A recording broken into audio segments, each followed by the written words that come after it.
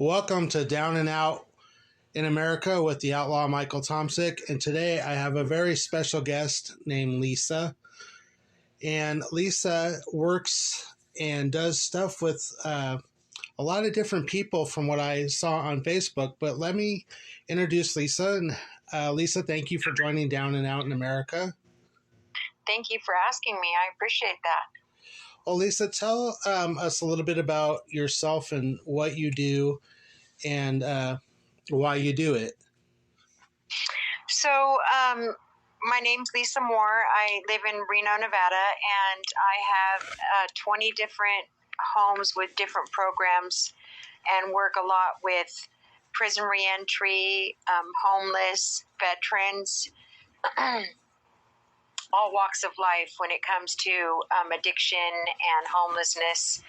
I've had this going since 2010, and now we have, like I said, the 20 different homes, an outreach program downtown.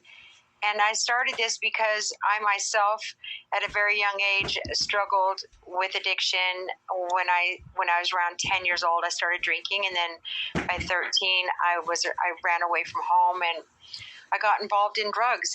And so, of course, I've been almost 19 years clean. And I decided to do this in 2010 because I feel like back then nobody worked together as a community as in a whole. Everyone was always trying to compete against each other. So nobody was really helping anybody. They were all just trying to compete for the money. So every year I try and do something in the community that's going to fill the gap that's missing. And so I'm always trying to do something different each year to add to our community here in Nevada. Well, it's kind of interesting that you're in Reno, Nevada. I didn't even realize that when I started talking to you, because it's funny. We just moved from Reno, Nevada in 2020, and I lived there twice. 5 years last time in Verdi, Nevada. And then we lived in a little place outside of Fernley called Silver Springs. But I actually worked in Nevada at a couple of different casinos, which you're probably familiar with, is the Circus and Silver Legacy and Boomtown and Atlantis casinos. I was one of the supervisors and worked in the sports books there. So it's kind of interesting. I haven't even realized that you were from Reno. And another interesting thing I want to tell you, and being that you're from Reno, is that I don't know if you've heard of a young lady named Yvonne Finland. No, I haven't. Okay. Well, Yvonne and I, a few years ago, I don't remember exactly how long ago. It's been a little bit for me. But Yvonne came up and we actually produced a show in Reno before I did Down and Out in America called Down and Out in Reno, Nevada. And so it's kind of interesting to me. So I have a little bit of experience with Reno, Nevada. So I guess one of the questions I have to tell you, and I know this from experience because I did this series a long time ago, but since I've done the series and since I moved from Reno, Nevada, I know the population in Reno, Nevada and Sparks and around that area has grown immensely. Do you know, like off the top of your head, what would be like the estimated number of homeless people in Reno, Sparks, Nevada area? Oh my gosh, it's went up so much every year. I don't know what that number would be right now.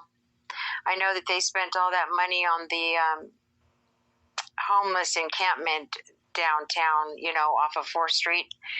And it hasn't really helped anything. They have resources to go there, but I feel like every year it's getting bigger and bigger, our homeless population. Now, let me ask you another question then. What a lot of people, and I this is why I really wanted you on the show, is because you have a lot more experience than this than I do, but I've done a couple live interviews with some people that are on the streets and stuff, and you guys can find that on Down and Out in America on YouTube, or if you guys go to my webpage, mtomsick.com, you guys can click to I don't know if I have it clicked to my YouTube. I think I have it clicked to my podcast channel. But in my series of Down and Out in America, I've already done a couple different interviews with people that were actually on the streets and living on the streets, which was really interesting. And when I was in Reno and I did Down and Out in Reno, Nevada, I also did some interviews on that series, and I believe that series is still on YouTube as well. But here's my question for you. We're in 2024 now. And like I said, I'm sure I could probably look it up, but I don't know the estimated number of homeless. But what is some of the biggest problems? What, in your opinion, do you see that brings people mostly to being homeless? I feel like the reason why a majority of them are homeless is because we have more and more people are using drugs that are making them mentally ill. And for them to be stable enough to even realize where resources are, that's not happening. Unless you handhold them to a facility to get on psych meds, to get the voices to stop on all the people that are out there talking to themselves, it's not going to happen because we just don't have the resources. Many years ago, I remember I used to work downtown, and I remember that whenever we had someone that was mentally ill hearing voices, the police would always take them down to the NAMS campus and would get them resources and medication. Well, now we don't have that. I mean, we have the NAMS campus, but we don't have that interaction, the hand-holding. And so now they send them to the jail to get them stable if they commit a crime. And if they don't, they're just wandering our streets. So it's really, really hard right now. They're talking about trying to open up more resources for the mentally challenged. But like I said, unless you have somebody that you would have like a court order over to make them take meds and get stable, they're really not going to want to take it, you know? Right. And I know for this, I've actually discovered this, and I'm glad you mentioned that, because the couple people I've interviewed that I have found become homeless had criminal backgrounds, had some kind of drug and alcohol background or involvement with drugs and alcohol. And also a big one that I saw in there, and not classifying everyone under this, but a lot of them came from broken homes, foster homes, or abused homes in the past. Do you find something similar in your experience or no? Oh, yeah. The majority of our homeless are people that have been in trouble before, or people. You do have that small amount of homeless that I feel really bad for, and that is, okay, so you have an individual that's getting disability. The disability that they get in Nevada is around $795 a month. A little bit over that sometimes. Sometimes they'll get 1,000, up to 1,000. You can't survive. All the housing is going up, but yet they haven't made it to where their income is going up to the same. So the people that are getting disability, they can't live in a place. So if they're homeless, they have the ability to pay for 2 weeks at a hotel or at a weekly, and then the rest of the time they're on the streets. A lot of them do have a criminal background. A lot of them do have a drug addiction, but you do have that very few that just don't. And then there's no way they can survive in our town now, because everything is skyrocketing and the housing market is going up so high. So it's hard. You know, you have so many different walks of life out here that are homeless, but and we can't hit the mark on trying to help them because all the weeklies are getting shut down, and they're building all these big apartments with, you know, because everything's going up over here now. So you're going to get a one bedroom that's going to be $1,200 or more. No one can survive on that that's getting disability. You know, the list goes on. It's sad. Yeah, I know in Reno, Nevada, because like I said, we moved out here to Missouri in 2020, and I lived in Verdi, Nevada, which is a little town. You probably know it. It's more towards the west, just outside, or about 15 miles outside of Reno there, out towards Lake Tahoe and going out the freeway there. But as we came out here, you know, the COVID-19 was starting, and the gas prices were like skyrocketing. But I know this from Reno myself, and I've written multiple blogs on this from Reno, Nevada, when I lived there too, about the cost of living in Reno, Nevada itself. And like you said, The cost of living, the cost of food, the cost of gas, all that stuff is rising. Now, I don't know. In Reno, Nevada, it's a little bit different too because you still have a bit of a gaming community there. And I do know this from working in the casinos that a lot of the jobs there still are based on tips and not like on an hourly wage. What is the minimum wage in Nevada now? Oh my Lord, I think it's 15. Yeah, I don't remember what it was. I know it was going up. But I do know this about Nevada too, and I'll ask about this. So how hard, and I've asked some of the people too, and I'll ask you this, how hard is it when you become homeless, how hard is it to get back on your feet? I mean, it's just not an easy step process. If you become homeless somehow, I mean, even if, let's just say it's someone that is not involved in the drugs, let's say it's someone that's, had a job, maybe their job ended, just bad series of events, they don't really do drugs, don't have a criminal background. If they become homeless, how hard is it just for that person to recover, to get back to where they were and not be homeless? So one thing that we're doing is we have a program for the veterans, the homeless veterans. And so that's a good question because the homeless veterans, a lot of them don't suffer from addictions as much. Under certain circumstances, they found themselves homeless. Some from a simple divorce or some from, just bad luck. And so with them, it's been quite the process. I mean, they have DD-214s. And that's they're available to get houses, or they're available to get apartments. And they still can't afford to do that. And some of them have pensions because they served our country. And so what we're struggling with is because we'll go to the city and we'll ask the city to please help them. And sometimes they'll help them with a HUD bash. And that means they'll help them get on their feet for up to a year, depending on how much they're struggling. And they'll help pay for a place for them for up to a year at a discounted rate. However, we still have long waiting lists to get in anywhere. So let's say this poor homeless man, I've had some guys wait almost 6 months to get into a place. And so we, of course, give them a place to rest their head.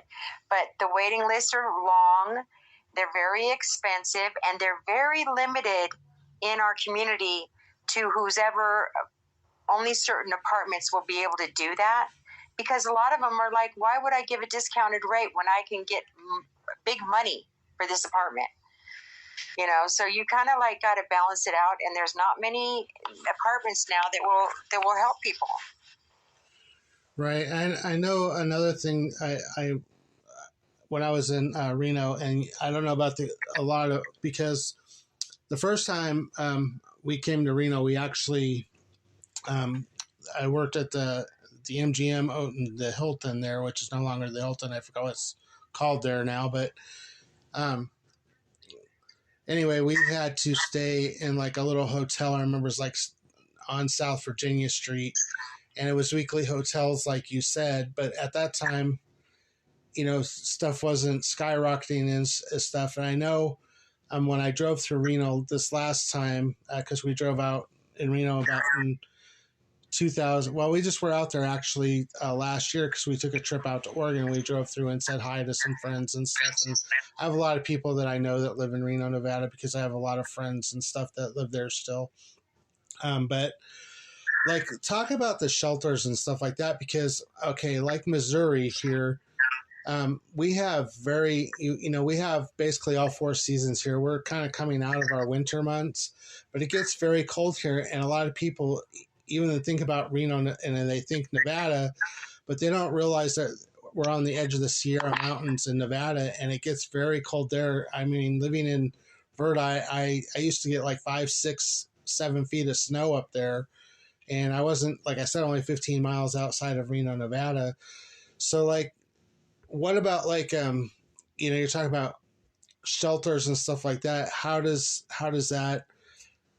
the shelters and stuff help the homeless, and how does that work in your area? Well, the shelter is absolutely beautiful. It has so many resources. It has even a warm-up center where they can come and take a nap. They have places they can do their laundry. This is probably one of the best shelters that I've seen. You know, when I research shelters, they have so many different resources available to them, but a lot of the homeless are like taking a stand and not wanting to go in there. And why is that? Well, some of them say, no, I don't want to go back in there because people are, they want to do what they want to do. If they want to continue to use drugs, you know, they don't want to be policed. There is certain people that just want to live off the grid. I can't see, you know, how they do it because, man, I'm telling you what, it's freezing outside. But they have so many resources that they go, like they have blankets and everything else, and they all are lined up all along the railroad tracks. I always go down there and see if they need anything. I always ask them, how come you don't go to the campus? And a lot of the girls are like, I don't want to go down there. It's dangerous. But it's just as dangerous on the streets as it is for you at the campus. You know, I don't know. I think that we have a very beautiful thing going on over there at the campus where they can just walk in and get mental health. They can get doctor's appointments. They can get on Medicaid. They can wash their clothes. I think a lot of them utilize those resources at the campus, but they don't stay the night there. Right. I know one of the things when I was there last time and I was doing down in Reno was we were walking along the Truckee River. Now there's a long path along the Truckee River that goes downtown, and it goes into Sparks, Nevada, which is the sister town to Reno, if you guys don't know that. But on this trail, when we were down there, there used to be tents all over this trail, and I do know the city started cracking down on some of the tents on the rivers and stuff like that. And there was also a street, I don't remember which street it was, but they used to have tents all up and down that street. And some of the parks and stuff like that, you go around and see tents and stuff like that. Do you still see a lot of that around in the Reno, Nevada area? Yeah, so the Reno area, yes. Sparks, the mayor of Sparks has made it to where no one can be over by the river or anything anymore. They have to be 1,000 feet, 1,000 feet from the river and stuff. And then also they just made it to a city ordinance to where Washoe County and the other counties have made it to where no one can live in their car anymore. They're starting to enforce a lot of rules and regulations for the homeless population because I feel like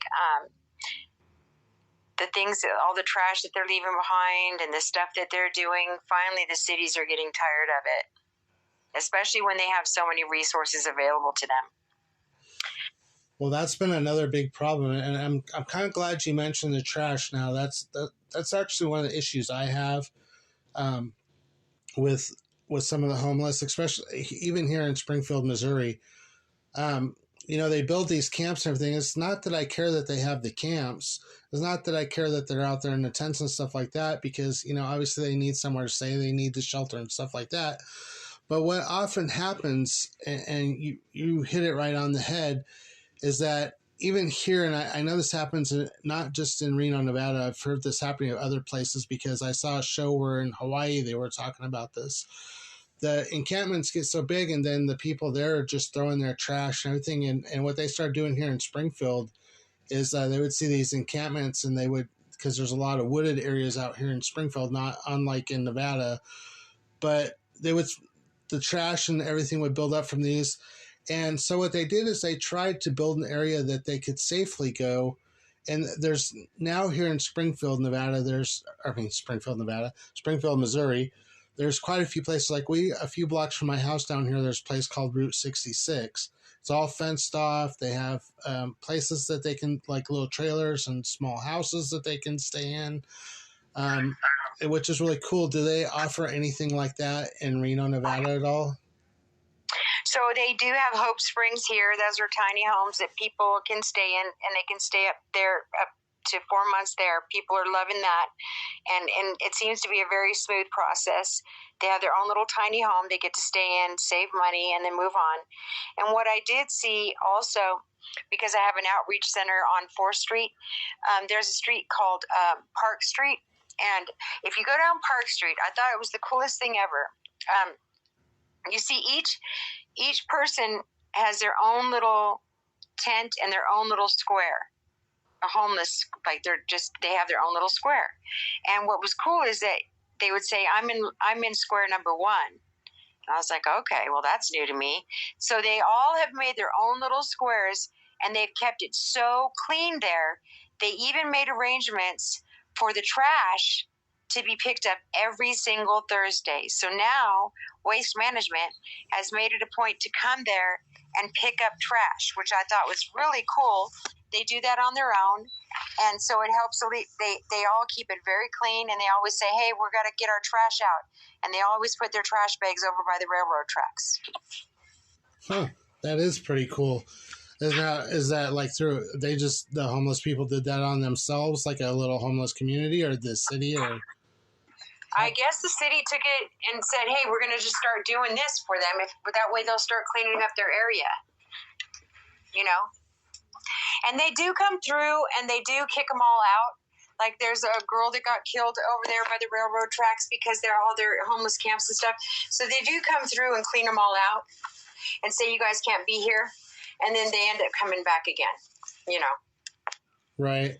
And now, because Reno is like really seasonal, is there more homeless people like in the warmer weather than the winter months there? Oh, yeah. I can definitely tell, because with all our sober living and all of our halfway houses, you can tell when the weather gets warm, nobody really comes into the programs. But when the weather is cold, everybody wants to change their life and come in and have a warm place to rest their head. And, I'll tell you, about 3 years ago, I was like, man, it's the hardest thing. It's not too hard to show people resources and how to get off drugs and how to get stable and all that stuff. The hardest thing nowadays for the younger generation is for them to not want to be homeless. Some of them, not all of them. Now, a majority that I was seeing, a lot of them like to be homeless, living off the grid and doing the things that they want to do without anybody telling them what to do. And I learned that 3 years ago. I was like, you have a beautiful life. You can rest your head. And there was so many people who was like, no, I don't want that. I don't want that. I want to be able to do my own thing. Oh, that's another thing. And like I said, I'll have to send you some of the stuff we did on Down and Out in Reno. It was really educational when I did it. And like I said, but it's been a few years, so I don't know how relative to today it would be. But one of the things we found when we did Down and Out in Reno, and I was going to allude this to you too, is we found out we actually did a couple stings on people that were panhandling in Reno. So it was, I can't remember the street that it was on at this time, but there was a shopping center. It was where the Amazon, Walmart food stores is. I forgot what they call it because we don't have one here. Like food market or whatever it's called. Anyway, there was a big shopping center there, and there was a guy and some people panhandling, and they were out in a wheelchair, and they were panhandling on the street. And anyway, we went and put some hidden cameras and stuff in there, and where they had their little encampment behind the business because it was closed and stuff at that time. Anyway, we videotaped them on this encampment, and basically the whole wheelchair act was fake. They were riding around bikes, and they had like all this expensive stuff behind the store. So what on that aspect, because there's no laws against panhandling or anything like that. But I know a lot of places are starting to get strict on that as well. Is there issues with that? And do you feel that the panhandling maybe adds a little bit to the homeless? Oh, it definitely does. They make a very good income. In fact, a lot of the people, the ambassadors that run the streets down here, they have this thing called the ambassadors. Did you ever get to know them when you were here? I don't know if that I don't remember that. The ambassadors, all the businesses downtown decided to come up with they're going to all pay ambassadors a certain amount of money in order for them to keep their area clean. So that means that, let's say that you had a little business downtown and you would pay $20 a month, and the ambassadors always go through downtown and all those down businesses, and they clean the streets, and they say, you guys can't be here. You can't be sitting in front of this business. And they just tell them they can't be there, right? So one of the things that they used to always tell us is, don't give them money. Please don't give them money. They have so much food and resources, and they make a lot of money when they sit in front of the Walmart or at the freeway entrance or whatever. Don't give them money, please. If they're hungry, they know where to go, you know. And please, I used to remember they used to tell us, please, please, please do not go to the homeless encampments and drop off clothes, because all it is something that we're going to have to pick up afterwards when they move their camp. A lot of times they keep so much because it's something that they can call ownership on. So even when they don't need it, they'll take it. And then a lot of times when they get kicked out, that's the stuff that they leave behind. So they're always enforcing that around here. They also will not let panhandling. If they see you panhandling, they'll tell you to move, and they don't really arrest you on it, but you're not allowed to do it, but they will tell you to move. And they still do it. But they do make good money. From my understanding, and I go back to the comment you just made about the panhandling, because I did a lot of research on this. Now, I do know that there was a Supreme Court ruling on the panhandling. It's actually not illegal to panhandle, but they can arrest them if they're like on private property, or if a business or a company asks them to move. Is that correct? Yes, they can ask them to move. Exactly. That is correct. Right. So these ambassadors, are they empowered to do anything? Like, are they, I know you're saying the business hires, and it's kind of an interesting idea. Are they like, how do they enforce it though? Are they able to, like, do they still have to call the police to have them removed or have them arrested, or are they issue them a citation? I mean, how does that work? So the cool thing about the ambassadors is that at first, the very first year that they ever started doing it, they had so many people trying to fight them, you know, like fist fight them or throwing things at them. You can't kick us out of here. And now they can't. Now that they know them and they know they wear the blue shirts, they do not fight them back on it. A lot of them know, hey, come on, you got to get up. You can't be sitting here. And they'll say, yes, I can. And they'll say, no, you cannot. And please don't have me call the police, because the police will enforce that. They know that the businesses are paying for everybody to keep their area clear from all panhandling and homeless. And so they have a certain area, and then they know that they have to stay out of that area. They've been enforcing it now for at least, I want to say 3 to 4 years. So they all know them by their names, and they all know that they got to leave when they come up. And so it's kind of cool that they built this friendship, because they never came at them offensively. They would just come at them and say, okay, Frank, it's time for you to get up. You know, you can't be here today. Do you want me to go get you some food? Do you want to go down and eat some food at the shelter? How can I help you today? And then they were nice about it, and then they moved them. So it's a pretty cool thing they have going on here with the ambassadors. Right. And but it's very I do limited. know that because I know there was I don't remember if it was a veteran or just homeless place right downtown. I want to believe it was my friend Ray used to actually work there. I can't remember Ray's last. He's long gone, passed away. But we used to bring a lot of food and stuff down to the shelter, and eggs and stuff like that. Because at the time we had a farm out in Verdi, so we would take like all of our extra eggs from our animals and stuff like that, and any extra fruits or vegetables down to him, and he would cook like these fabulous meals and stuff down there for all the people there. And you know, I guess, you know, in talking to you, I really appreciate you coming on and expressing and making people understand that, you know, it's not always the best idea. And it happens. There's a lot of panhandling where I live at right now too, especially in the warmer months.